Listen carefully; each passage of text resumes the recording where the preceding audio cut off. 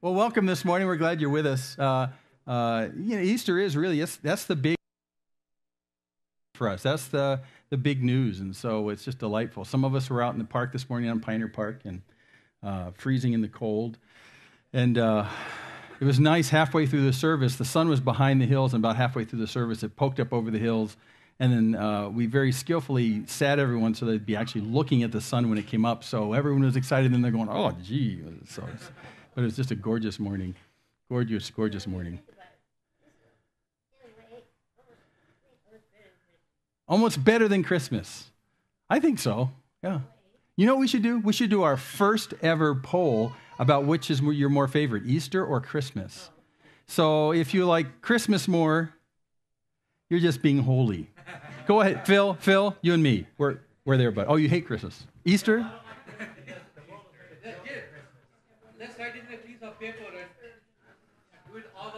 Oh, we can do that. Okay.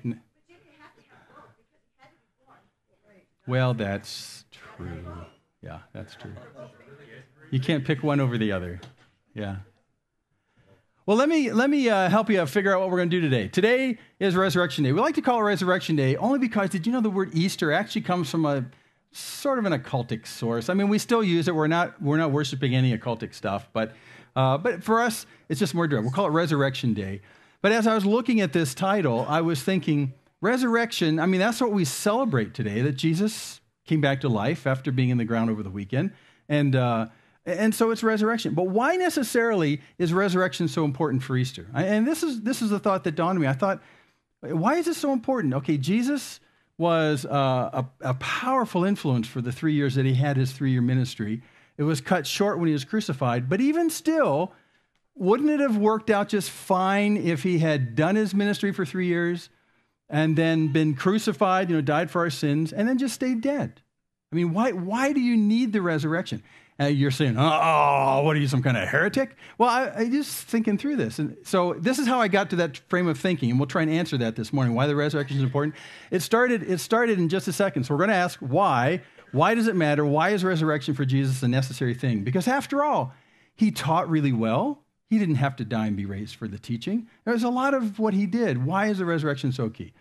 Let me take you back to what we talked about last week. And this is how I got there from here. This is not a horse. This is a donkey. And who told? True, did you tell me?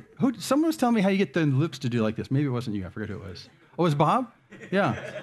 You wipe some glycerin on their lips or teeth, and they do this.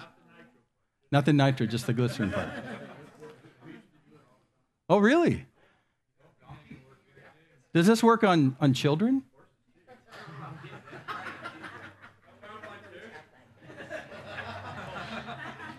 Well, anyway, we looked at donkeys because last week as we looked through the Passion Week, last week is the week that we celebrate when Jesus came in on a donkey, and it wasn't an accident. It was set up, it was planned, and it was done as he rode into Jerusalem on a donkey at the beginning of that Passion Week, where he entered Jerusalem on a donkey, and he left Jerusalem from the cross. So the crucifixion's at the end of that week.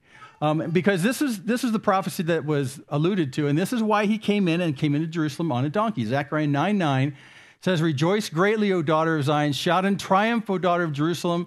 Behold, your king is coming to you. He's just and endowed with salvation, humble and mounted on a donkey, even on a colt, the foal of a donkey." So sure enough, they knew this prophecy was in the Old Testament. Is written, Zechariah wrote about 500 years prior. And so everyone knew who was a Jew that when the Messiah king would come, he would come riding a donkey. And so sure enough, at the beginning of that Passion Week, Jesus makes a magnificent entry as he comes down the side of the Mount of Olives in full view of the eastern edge of the city, full view with people throwing down their coats and doing their palm leaves, all that kind of stuff. And he's riding on a donkey. And I'm sure people are saying, Zechariah. That he's the one.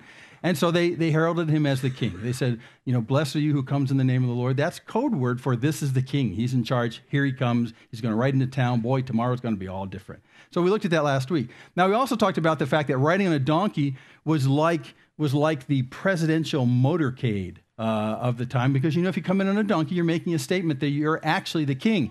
And this is what a motorcade looked like when I was a kid. This is John F. Kennedy in his motorcade in Washington, D.C. We lived right outside Washington, D.C., never saw this. I don't know. Because when the president is in town, he stays in his White House and he doesn't drive around a lot. Doesn't go out to Taco Bell, stuff like that. So we didn't see him much. But that's the sign of an authority motorcade coming through town. Right now, the president's motorcade is 43 to 44 cars long, so you really know it's there. So we were talking about this last week. Jesus makes his triumphal entry in this donkey, saying as clearly as a presidential modern motorcade that I am the king. The people recognized him as king. He was the guy. He was the top guy. And then it got me thinking, well, you know what? In this picture, JFK also was a leader whose life was cut short. So it started me thinking right here. I mean, here's JFK. There's his election button. He died in 1963. He was assassinated, most of you know. Some of us were alive at the time. Wow, he's really old. Yeah, but his life was cut short. This is what I'm thinking this week. His life was cut short. He did a lot of good things as president. And yet, was it necessary for JFK to resurrect for his work to be complete or for what he did to happen and work? I thought, well, no, not really. It wasn't necessary for him to resurrect. I mean, he had his effect. And then another person dawned on me who 15 years earlier had died prematurely and was an incredibly influential leader. And it's this guy right here, Mohandas Gandhi, or you probably know him as Mahatma. And Mahatma stands for great soul. Yeah, great soul. So it's a nickname, Mahatma. So there's Gandhi, who was influential in one of the most powerful ways that anyone has ever seen in terms of independence for India with the British. He also, most people don't know, was very engaged like in women's rights issues, the untouchables issues. He even tried to bring peace between the warring Hindus and Muslims. He was actually an extraordinary leader in so many ways. And yet he was assassinated. And in fact, he was killed by a militant Hindu who was kind of ticked about the fact that he was doing this peace thing between the Hindus and Muslims. His life was cut short. And I thought through the life of Gandhi, and I thought, well, you know, he doesn't really need to come back to life for the effects of his work to work well. I mean, what he did will last and has lasting legacy in India and actually worldwide. So no, he doesn't need resurrection. So then I came forward, and you're going to think this is a funny pick, okay? Someone's life who was cut short. This guy right here, Kurt Cobain. Now, see, some of you are going to laugh. You're going to say, wait a second, Gandhi, Kennedy, Kurt Cobain. Okay, they probably shouldn't be on the same slide. But let me just say this. Well, he committed suicide. Which actually, that's still under investigation. There's some books about that. But that's not the point. The point is that Cobain, at least, he was an identified focus figure for the Generation X that came by. And they looked at Cobain, and I wouldn't call him a great leader or very influential in any sense, but he tended to focus the angst of a whole generation of people who were looking for answers. Unfortunately, he didn't have the answers, and he was so despondent about that he killed himself. But here's three people whose lives were cut short, and the impact that these guys have on history and the people around them, it doesn't depend on them resurrecting from the dead. Their effects were the effects that they had, and those will always be the case. So then I started thinking, but why is it so key? Why can't Jesus be like these guys, just have his life cut short? Why does he need to come back to life? Why can't we just leave it? In fact, this is how the thinking usually goes about Jesus. When you talk about why does it matter that he came out of the tomb, and by the way, that's a picture of a real first century tomb, probably not Jesus's, but it's a first century tomb, and it's nice to illustrate the fact that the tomb was always cut out of stone. See, it's into a stone outcropping in the hillside. It's cut out of stone by hand. It's usually owned by a family, and many generations are buried in this tomb. And it's sealed by a stone. So when you read the accounts of the resurrection, the women come by and say, who's going to move the stone? Who will roll away the stone? There's a big round disc. So that's why they were worried about it, and that's usually closed. The question is for Jesus, why does it matter if he resurrected? Wouldn't he have had the same impact in terms of dying for our sins and teaching us incredible truths if he'd never resurrected? You're sitting there going, that's wrong. I know, but why is that wrong? What is so key about the resurrection? Where with JFK and Hindu, they can have their effects without coming back to life, but Jesus can't. He has to come back to life. But why? Well, that's what we wanted to answer. Here's what a lot of people think. It really depends on your view of Jesus. If your view of Jesus is something like this, you'll see why resurrection seems like a funny thing. For instance, if your view of Jesus is primarily that he was a civil rights champion. And he was, in a sense. I mean, he was a guy who championed for the people who weren't in positions. But being a champion for those kinds of rights, even with women, he was groundbreaking with the rights of women. Women at the time were considered like cattle. They were owned by men. Jesus never treated them like that. So if he did that, and if he was very proactive about that, does he need to die to make that change take effect? Well, actually, no, you don't really need to. He had some great effects without having to die for that. Well, he was also, if you think of him as a spokesman for the disaffected, lepers, stuff like that, those who are oppressed in that sense. And he was always talking to people that other people wouldn't talk to. People would whisper, say, shh, he's eating with tax collectors. Oh, that woman who's at his feet right now, if he knew her past, so everyone knew that he would be with people that no one else would be with. Do you need to resurrect for that to work? Well, not really. I mean, he can do an effective job in 3 years. Or what if you just think of Jesus like this? If you think of Jesus as a reformer of oppressive control, that is, he's going to change the structure of the religious authorities and the governmental authorities, and that's going to change everything. Well, he did some of that. He didn't kick out the Roman Empire, but he did start to really get in the face of the religious leaders. Remember when he came to the temple twice, not once, twice, upturned the money changers' tables? That's kind of in your face sort of stuff. And so he was a reformer, but does he really need to die and come back to life for that reformation to work? Well, I say not really, because he did a pretty good job while he was there. It's not like, the tax collectors would see Jesus die and not come back to life and say, well, we're going to go back and be tax collectors. And no, I don't think that's it. Or if you see Jesus like this, as just an insightful teacher, and many people say this, if you disagree on who Jesus is, everyone will agree, usually, that he was a very insightful teacher, and many of the sayings of Jesus that you find in the Gospels. Wow, incredible stuff. So even people who don't follow Jesus will say, but you know what? He said some incredible things. But does the impact of his incredible things need him to resurrect from the dead? Well, I don't think so. So I put kind of not required in that whole list. So if that's your view of Jesus, if that's pretty much the sum total of who you think Jesus was, great teacher, champion for the poor, for the disaffected, blah, blah, blah, blah, well, then there really isn't any natural reason why resurrecting from being killed is necessary. And again, I go back to Gandhi. Gandhi did this kind of thing in India, and he was never resurrected, and the impact of his humanitarian work is real. It's real. It's very real. So this is when most people see Jesus like this, there's a confusion about why we talk so much about the resurrection. Because I'm going to show you in a minute that Jesus is much, much more than just this. And that forces the need for resurrection. Most people who think like this about Jesus, when we talk about resurrection, say, well, here's the answer. Over time, his admirers just simply added the resurrection story to make Jesus appear bigger than life. I mean, we liked all the things he did. We liked his teachings. We liked all the reform he did.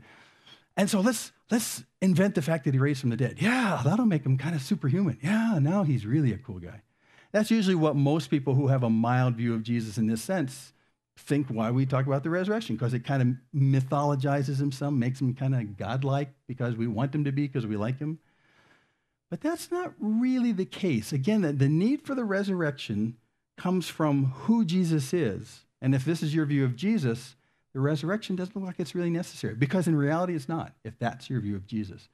But what if we take a biblical view of who Jesus was? Does that necessitate the resurrection? And it really does. So let's take a look at these. So I'm going to start here. Here's the biblical view of Jesus on the left, rather than kind of an earthly view. And we'll make a list just like we did and ask whether the resurrection is really required. And I made a short list. You can make a list that's as long as your arm about the biblical description of who Jesus is. But here's the short list. So we're going to do it like this. Who is Jesus? Was he the promised Messiah? Yes. Okay, we're done. Let's go home. That's right. Now, when we say that, there's a lot of history tied up in that statement. The Messiah is someone throughout the entire Old Testament who was talked about and prophesied about and prefigured in so many ways. You can ask an Orthodox Jew to this day, show me some verses in the Old Testament about the promised Messiah, and they can show them to you. Everyone knows the sections that talk about him, because this person shows up all over the place, not mysteriously, but unexpectedly, and boom, there he is. Who are they talking about like that? It's the Messiah. So, Orthodox Jew will say that today. So was he Messiah? Did he claim to be a Messiah? Did the people around him think he was a Messiah? Well, let's see what it says in the Bible. Here's a few verses. If my clicker will work today. There we go. John 1:40, at the beginning of John's account, when some of the boys learned about who Jesus was, one of the two who heard John, that's John the Baptist, speak, and had followed him was Andrew, Simon Peter's brother. He found first his own brother Simon, that's Simon Peter, and said to him, "We have found a motivational speaker beyond excellence." No, we have found the Messiah. It's clearly what he said. The guy in the Old Testament? Yeah. You mean this ruling guy in the Old Testament? This very godly, righteous ruler? Yeah. Andrew tells Peter, "We have found the Messiah." And no one argued about that. Some other places. Come on, click here. There we go. John 4, the woman at the well. Jesus is talking to the woman at the well. The woman tries to kind of skirt the conversation. In verse 25 of chapter 4, she says, the woman said to him, "I know that Messiah is coming," he who's called Christ. Christ is just Messiah in Greek. "And when that one comes, he will declare all things to us."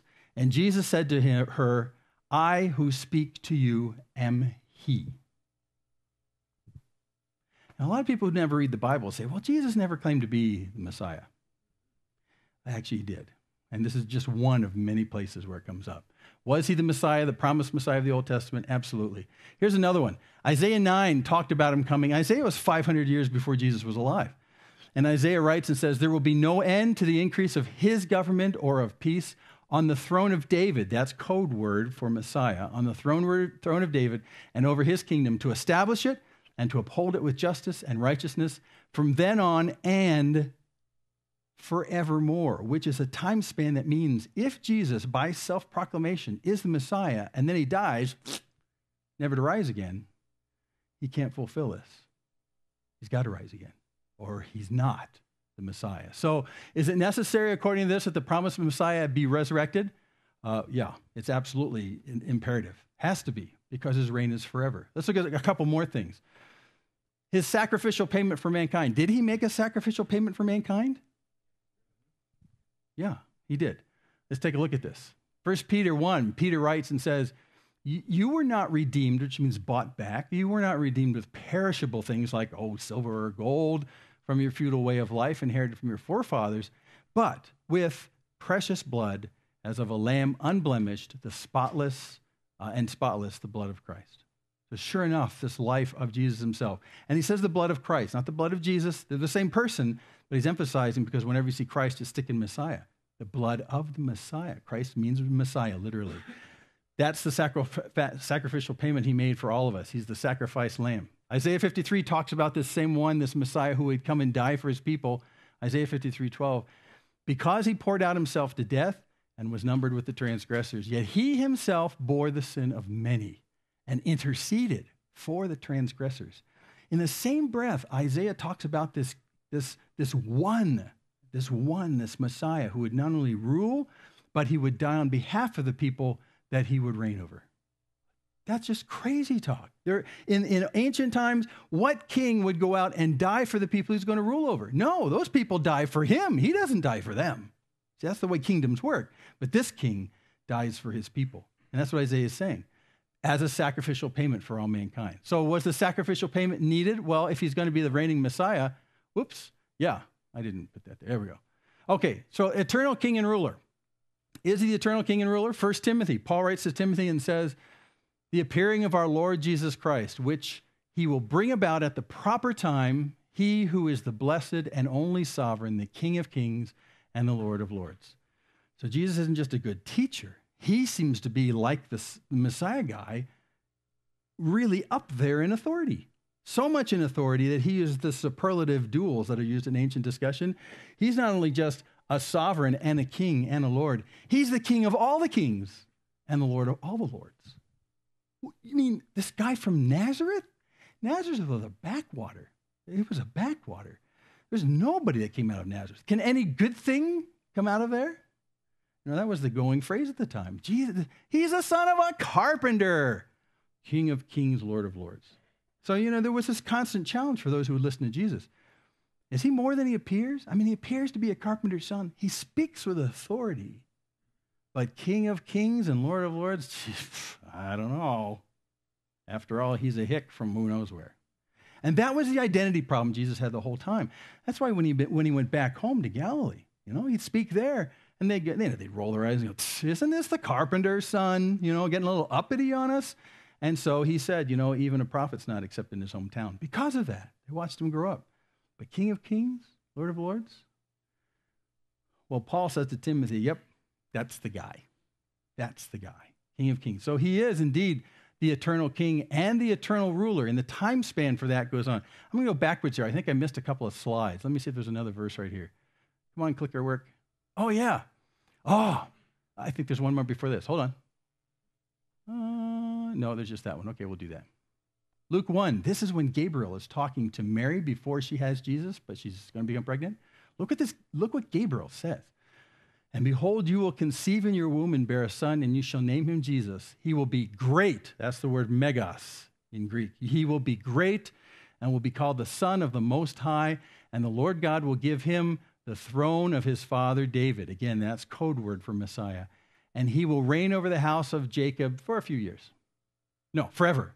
The time span's important. He'll reign over the house of Jacob forever, and his kingdom will have no end. So if he's the king and ruler, and he dies and never comes back to life, can he be this ruler whose kingdom will have no end? No, he's dead. He's dead. He's got to come back to life or this doesn't fit. So sure enough, he is the eternal king and ruler. We saw 1 Timothy. So is resurrection required to be the eternal king? Well, according to the scriptures about who Jesus is, yes. Now, is he sovereign over death? Absolutely. Which really mean, when you say sovereign, you're talking about a king. Here's a king who is so in control of his kingdom that he even can conquer death. Now, any king during the time who was into military escapades, they would have loved this. They would have said, hey, let's go fight the Romans because you know what? I'm the king and none of you will die. And that'd be cool. Or it'd be like a fairy tale, you know, like where you can touch someone, they come back to life. That was Lewis's thing. Anyway, sovereign over death? Yeah, check this out. This is incredible. He says, Psalm 16 speaks of him from years past.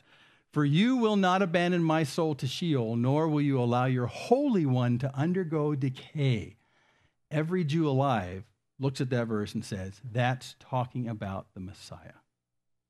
That is, he will never die, and in terms of going to Sheol and kind of, rotting, going through decay, he'll never do that. So the interesting thing is this hints about the fact that he'll die, but he won't stay dead. Nor will you allow your Holy One to undergo decay, because the only way he could decay is if he's dead. But he's not going to rot like everyone else. How's that possible? If he comes back to life. It's very specific. Another shot right here. This is really something else. Matthew 16. From that time, Jesus began to show his disciples that he must go to Jerusalem and suffer many things from the elders and the chief priests and scribes and be killed and be raised up on the third day. Near the end of his life, Jesus was saying this all the time to these guys. Don't be surprised. Don't be surprised. They'll kill me. They'll apprehend me. They'll take me. They'll kill me, and I'll rise on the third day. Don't be surprised. He's over and over and over again. And yet when it happens, they go, oh, and they run away. And I think that, there's a sense in which things go in our ears and out the other because we want to believe one thing. They wanted to believe that Jesus was the Messiah. Not a bad thing because he was the Messiah. But they wanted to believe he was the Messiah that was talked about going in a military sense and pushing out all the bad guys, clearing out of town, getting rid of all the injustice from those who did injustice. Well, when Jesus didn't do that, they're thinking, well, is he the right guy? After all, they killed him. Could he be the Messiah if he's dead? Which is a good question because they understand the Old Testament. Well, Jesus is saying, this is the plan. I'll be killed and raised on the third day. Now, here's the funny thing. Jesus said this so often in the scriptures that if he said this explicitly, and then he was killed, and on day 1 he's in the tomb, and day 2 he's in the tomb, and day 3 he's in the tomb, and day 4 he's in the tomb, and day 5 he's in the tomb, and then months pass and he's still in the tomb, years pass and he's still in the tomb. And he's a liar. He's just Gandhi. I mean, Jesus is very clear here because he doesn't say, I'll be killed and someday I'll come back to you. He wants you to set your watches. I'll be killed, third day I'm back. And if that day passes to a fourth and fifth day, then I'm a liar. Third day, I'm coming back. And you got to realize, now Jesus was an incredible teacher and very few people dispute this. The things he said were just extraordinary. But if he said all those things, you can erase them all if he goes off on this crazy lunatic fringe thing and says, I'm going to die and I'm going to come back alive in 3 days, and it doesn't happen? You'd have to take everything he said and say, well, that was good for a while. Take it off the board and erase it. And therein lies the problem. You cannot accept Jesus as a great teacher and disregard that last phrase if it didn't happen. But it did happen. That's why it's so necessary, because he banked his entire integrity of everything he said in his entire life on coming back from the dead.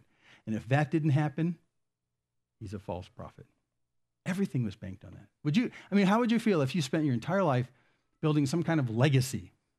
I know that's a foreign thought to most of us, but you want to leave something behind in a sense, and you stake your entire influence on your children or the people you know or everything on some crazy whacked out thing that I'm going to die, but 3 days later I'm going to come back, and you don't come back.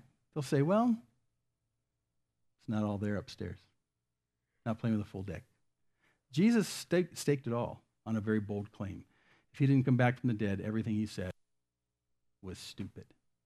He was a maniac, is what it was. That's why C.S. Lewis writes and says, there is no really middle ground in this thing about who Jesus is. There's no middle ground. Not if you include that very last phrase. There's really no middle ground. Either he is who he says he is, or he was a lunatic on the par of a poached egg. It's exactly what he said. We're talking someone who's really lost it. So if he's lost it on that account, then you really can't trust the other things he taught either. And it all goes together as one package, is what he's saying. Sovereign over death, check this out. This one blew my mind. The chief priests and the Pharisees gathered together with Pilate and said, Sir, we remember that when he was still alive, that deceiver said, after 3 days, I am to rise again. Therefore, give orders for the grave to be made secure until the third day. So even his enemies knew he said this. Even his enemies knew this. And they realized the power of a third-day resurrection. They said, listen, of course he's a deceiver. It's not going to happen. But if they can make it look like it happens, oh, man, will we have a problem on our hands. So let's make sure it doesn't happen. So his enemies said, let's guard the tomb. Let's guard the tomb. That way the disciples can't come in and steal the body and say, oh, look, he's risen. We're right after all. No, we'll just seal the tomb. So they did everything in their physical power to make it impossible for the disciples to steal the body, because they didn't want a hoax to be perpetrated. Everything. Jesus' enemies actually helped the veracity of the resurrection story. What did they do? Well, they put a seal on the tomb, and a seal is like, those wax seals you put on old letters, the wax goes on, and something goes like that. That's the kind of thing it was. They had a wax seal, usually had a string, a small rope or a string, and in this case, you'd put a wax seal on one side and a wax seal on the other side and put a string in between, tie it off with a red rope, and, if anyone, and that was, now listen, that was not going to stop anyone from rolling away that big stone, right? But what it said was, you break this seal, Rome itself will hunt you down and kill you. It's a bad deal. So you don't break that seal. Plus they had around 16 soldiers around the grave just watching it. And they went on rotation about who would be awake and who would be asleep 24/7. They would situate themselves in a strategic defense position in front of the grave like it was kind of some kind of military fort. And nothing could get from you to that gravestone unless you went through the best trained soldiers in the world, and you'd have to go through them. And then you'd have to cut that cord and say, I defy the mighty armies to come and get me. Ha, ha, ha, ha, ha, and you have to go and take it. Well, they said, that's it. We can't make it any more secure than this. We'll do this. And yet, the body was gone. So this is what they did. They secured it. Even his enemies testified to the fact that they heard Jesus say he was coming back in 3 days. His whole reputation and the whole movement of following Jesus was predicated on this. And then one last thing about sovereign over death. Lazarus dies. Jesus goes to town a couple days late. He meets Mary and Martha, his sisters, on the way to the house as they're grieving after Lazarus is dead. He meets Martha in John 11, verse 25, and Jesus says to her, I am the resurrection and the life. And here's where it gets kind of crazy. He who believes in me will live even if he dies. And everyone who lives and believes in me will never die. Great teacher, lunatic. Great teacher, lunatic. You see why people would hear this and go, what are you talking about? Do you understand why then, while he was on the cross, people would say he saved others, but he couldn't save himself? Maybe some of them heard this and said, you told Martha that no one would die who believes in you. What? Lunatic, you lunatic, son of God. So even this statement is all banked on him coming back to life. If he doesn't come back to life, this is one of the stupidest statements in the entire New Testament. If he doesn't come back to life. But if he does, maybe this is real. Sovereign over death, does it need a resurrection? Oh, boy, howdy, this one does. Yeah, so he does. He comes back to life, and he's resurrected. Lastly, I'll put one right here. You know what really needs for him to be resurrected? Is the biblical claim that he was the God and creator himself. Oh, but why? Well, if he made this whole place, and then the place could take him down, that's really bad planning. You know what I mean? That just doesn't make any sense.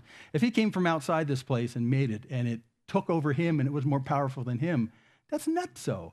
Was Jesus God/creator? One of the biggest questions ever asked in all of history. Colossians 1, Paul writes to the small church in Colossae, which is now in the center of Turkey, and he says this in chapter 1, right at the outset of this letter. For by him, this is talking about Jesus, for by him all things were created. Wait, back up. For by him all things were created?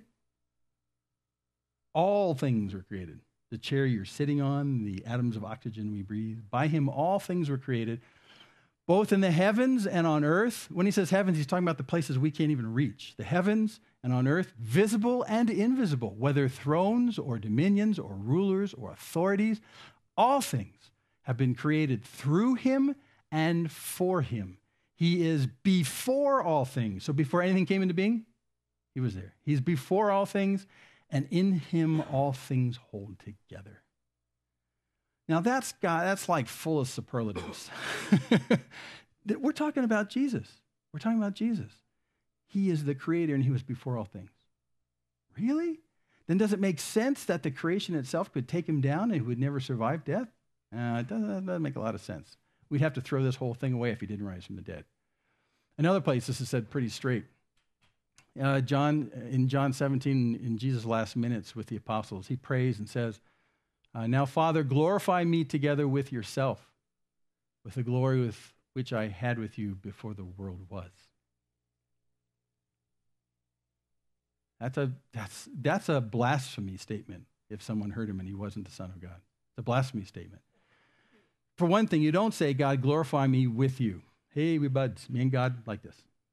You don't do that unless, in some sense, you are God himself. He's sharing the position of authority and power and sovereignty over the whole universe with this one God. They're the same, is what he's saying.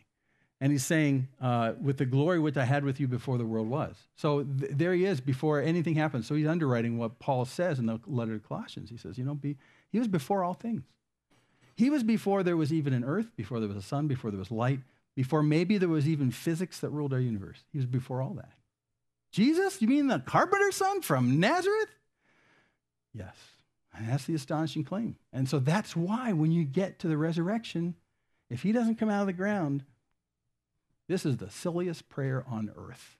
It's a megalomaniac. It's a guy who thinks he's God. No one prays like this unless you're really something. You're either an idiot, a megalomaniac, and you're seriously clueless about who you really are. By the way, I met a guy like that a while back.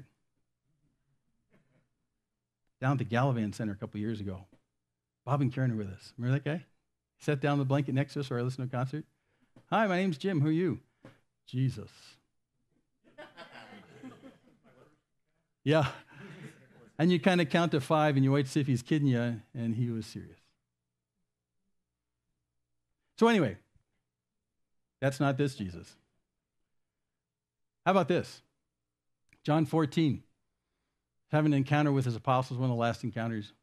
If you had known me, you would have known my Father also. From now on, you know him and have seen him. So in a very obvious apostolic form, they ask the obvious. Philip says, well, Lord, show us the Father, and that's enough for us, okay? And Jesus says to him, have I been so long with you, and yet you have not come to know me, Philip? He who has seen me has seen the Father. How can you say, show us the Father? Philip, what's your problem? Jesus is claiming to be God right here. In really no uncertain terms, he is. He just says, show us the Father. He says,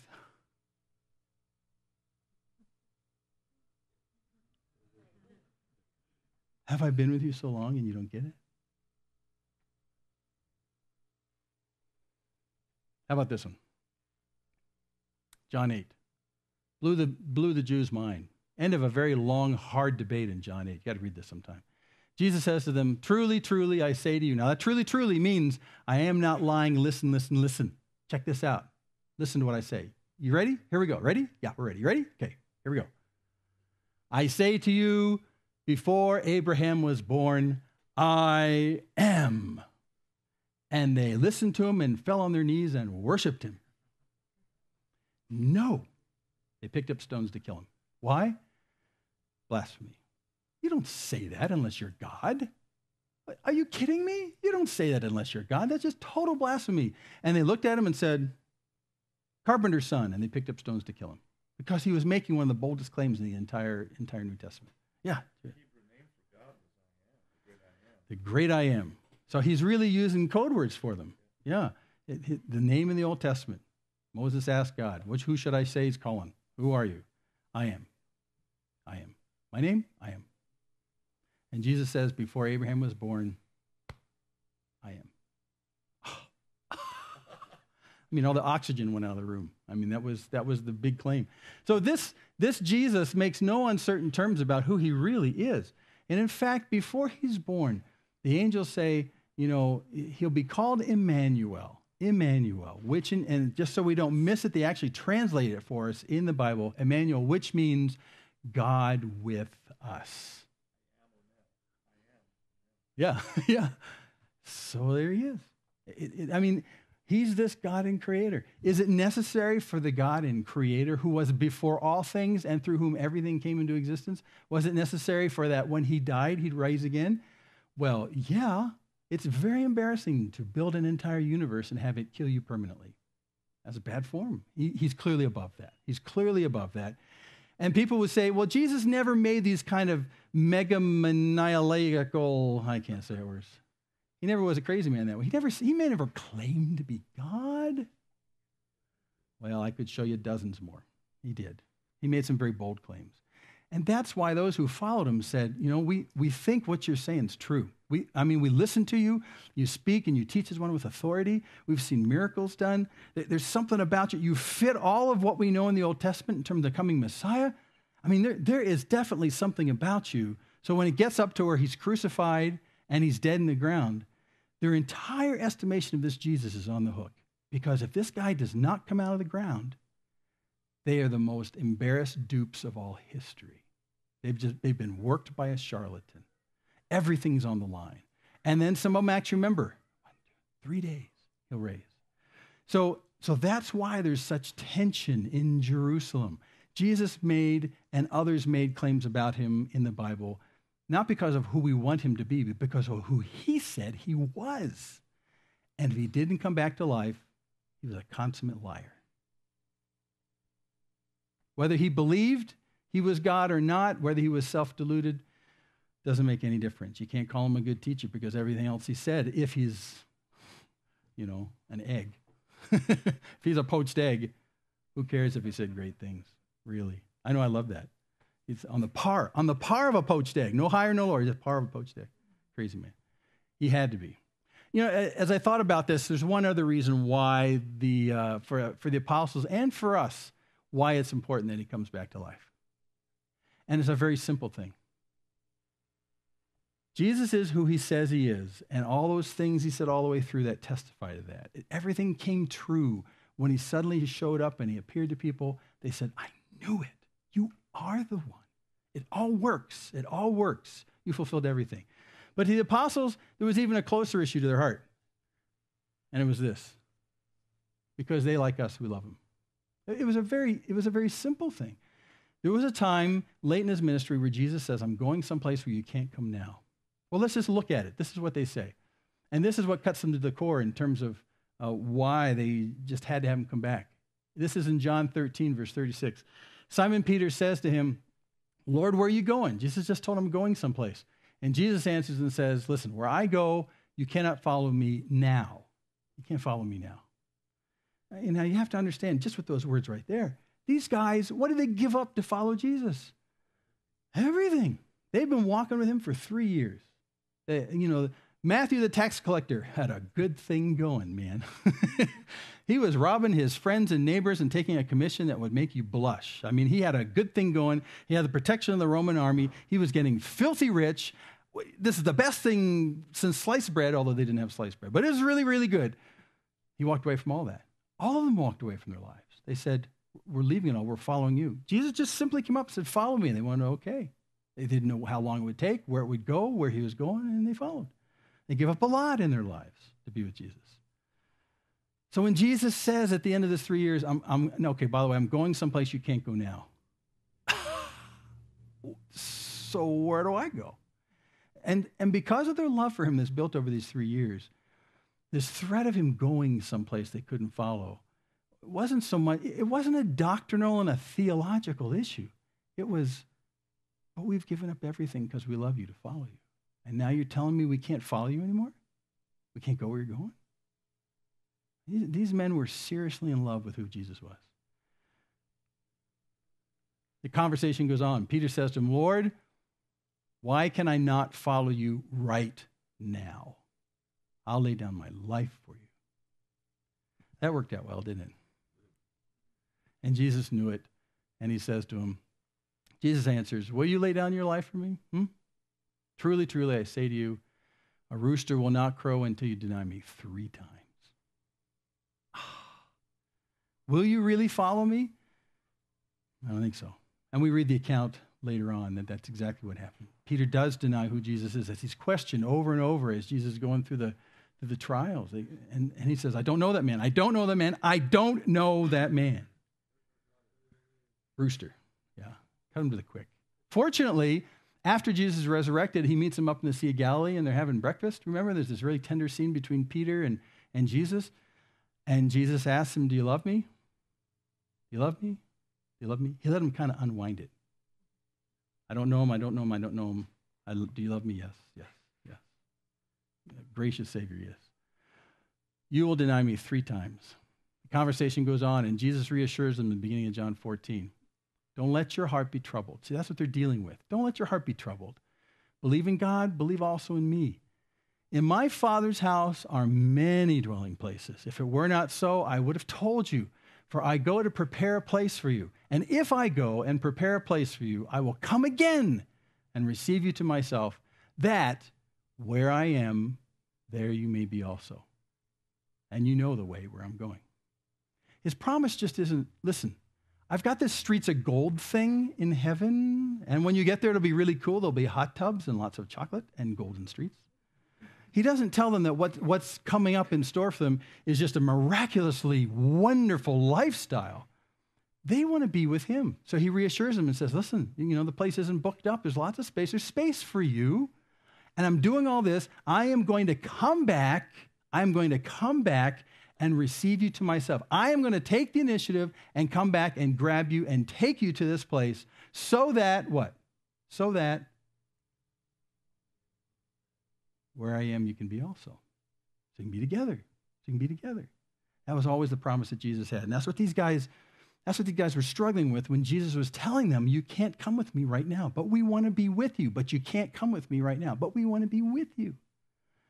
I remember my mom saying, do you want to go to the grocery store with me? I said, no, I don't want to. And then she got in the car and she drove down the street. And I said, but now I want to. Mom! And I ran, that kind of thing. Take that and magnify it 1,000 million times.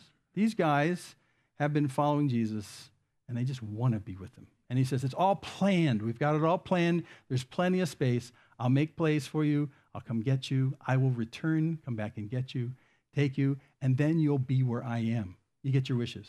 It works. It works. I've got it all figured out. But just not right now. Be a little delay. Just a little delay. This right here, I think, if Jesus didn't come back to life, these words would ring in the apostles' ears year after year, and they would say, he promised to come back, and he didn't come back. He promised he would come get me, and he didn't come back. And yet, interestingly enough, after the resurrection, and then Jesus goes to heaven, he says, I'm coming back another time after that, and he doesn't come back for the whole rest of their lives, but they don't mope around and say, oh, where's Jesus? They actually live their lives with the expectation that he'll come back any second. They believe him. And why do they believe he's going to come back a second time? Because this happened. He came back at the resurrection. If he can do it once, he can do it twice. See, that's what's cool. Conversation on. Thomas says to him, Lord, we don't know where you're going. How do we know the way? See, Jesus says, you know the way. Can't go right now, but you know the way. You know, and they're checking for maps, and they're going, do you know the way? Do you know it? No, I don't know. Do you know it? Let's make Thomas ask. Thomas, ask him. Okay, so I have a question, you know. So we don't know where you're going. We fail. We want to know where you're going, and we want to know the way. How are we supposed to know? You haven't told us this part of the story yet. And then Jesus tells him one of the most famous lines out of the entire New Testament. Remember what it is? Hold your breath. Hold your breath. Here it comes. Oh, dang. Go backwards. Double clicking. Keep going. Here we go. Jesus says to him, I am the way and the truth and the life, and no one comes to the Father but through me. So what's the way and how do we get there? I am the way. What's that mean? Follow. Follow me and you'll get there. I'm always that way. Other places he says, I'm the door. Enter through me. He's the key. He's the key. He's always the key. Follow him because no one gets to the Father but through him anyway. That's the whole story. And if Jesus doesn't come back to life, these are all just patent lies. Because he's dead. He can't do anything. He's rotting in the grave and he can't do anything. He's a megalomaniac who made some incredibly wild claims, got a lot of people to believe him, kind of James Jones type of manipulation, and he let them all down, and now he's dead, and what's going to happen now? Nothing. He's a liar. He's a deceiver. He tricked me. He pulled my leg. I loved him. I gave up everything. But he comes back to life, and that's necessary. Okay, so I'm going to summarize. We're going to quit right here. So why does it matter? Well, for number one, it's because it proves he is who he says he is. Not who we say we want him to be, but who he says he is, according to what the witnesses wrote down when they heard him say it. He said these things. And if Jesus doesn't follow through with what he says and make it come true in reality in the resurrection, he's a farce. You can't go to where, he never raised from the dead, but boy, I sure like his teachings. You can't go there. The guy's an idiot. Number two, why does it matter? Because we love him. And because we want to see him again with the apostles, we're the same way. And then number three, clicker's not going well. Because Jesus promised that where I am, you may be also. That's why the apostles wanted to see him in. That's why Easter morning was such a big deal. This one who they thought they lost to the hordes who cried out in front of Pilate and said, crucify him. Well, I can give you Barabbas. We can let one guy go. No, crucify him. Well, I can let one guy go today. What do you say we let go Jesus? No, crucify him. Let Barabbas go. And Jesus says that where he is, we can also be with him. But he is who he says he was. Continues to be.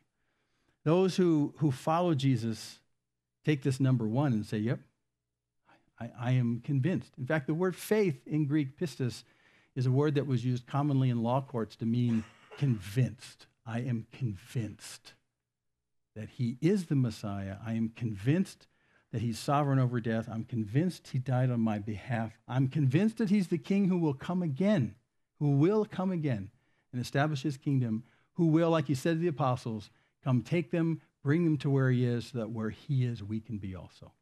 And the one who we've fallen in love with and come to love will be in his presence. That's why the resurrection took all that and made it real again. Through that weekend, from that Friday, Saturday, and Sunday, everyone wondered whether Jesus was maniac, crazy liar, or the Messiah. Death, life, well, we'll have to wait till the third day. And then when he showed up, they went, I always knew it. And from that point on, the apostles got a fire in their belly, for want of a better word, an incredible drive where they said, we knew who he was. Sure, we ran away from him because we were scared cats on that night he was crucified. But anyway, he came back and he accepted us back into his place. He even told Peter that he was going to deny him. But we're back, and now we need to tell people who this Jesus is, because we know, we've seen him, we've touched him. John writes, we're just telling you what we saw and what we touched. He's the guy. He is who he says he is. We love him, and we can't wait for the day when we will be where he is. And that's why the resurrection is important. JFK doesn't need that. Gandhi doesn't need that. Kurt Cobain doesn't need that, but Jesus does. Why? Because Jesus made claims that no one else has ever made. Not man-made claims, his claims. And for them to come true, he conquered death. And so as he talked to Martha on that road to the grieving parties at Lazarus who had just died, he said to Martha, do you believe me? Do you believe me? Those who die will always live. Will always live. And those who live really will never die because he conquered death itself. This is the Jesus we follow. Let's pray this morning. Father, indeed, what an incredible day that must have been when the sun rose, when the women went to the grave, expecting to find a dead body, and instead found an empty tomb. And then the excitement grew, and they ran to the apostles, and then the apostles ran to the tomb, and then you started showing up in the most unlikely places. And then they knew. They knew that you were who you said you were. They knew that what they'd always thought before, like Andrew thought when he first pulled his brother Simon Peter, we found the Messiah. And now they know, yeah. If he can conquer death, if he can reign sovereign over death, yeah, he's the king whose kingdom will never end.